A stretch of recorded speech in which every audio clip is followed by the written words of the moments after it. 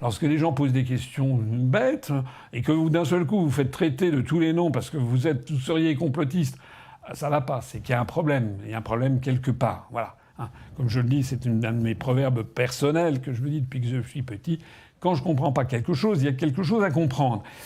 En fait, je l'ai dit et je le répète, ces histoires de complotisme, en fait, on veut s'attaquer à ce qui a été la quintessence du génie français, c'est-à-dire la méthode cartésienne. Je rappelle, au début du XVIIe siècle, René Descartes, un des plus grands philosophes français, qui a inventé le discours de la méthode et qui, en gros, a dit que, finalement, on ne devait rien accepter comme information ou comme donnée que l'on ait fait passer au crible de sa raison personnelle.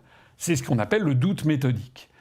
C'est là-dessus qu'on a bâti notamment non seulement la civilisation française à partir du début du XVIIe, mais j'allais dire les grandes percées de la civilisation européenne, c'est-à-dire une société qui est capable de douter d'elle-même, de douter de tout, de douter de ses dogmes, de tout remettre en cause pour vérifier que c'est juste. Ça va donner naissance, c'est à peu près d'ailleurs à la même époque que l'on voit apparaître, c'est même tout à fait à la même époque que l'on voit apparaître le principe de l'esprit scientifique avec Copernic et Galilée contre l'esprit dogmatique. Eh bien là, avec ces histoires de complotisme, de conspirationnisme, on est revenu à un nouveau dogmatisme et à l'interdiction d'avoir un raisonnement intelligent, un raisonnement pondéré, modéré, un raisonnement qui adopte la méthode cartésienne, le cartésianisme, c'est-à-dire le doute méthodique. Voilà.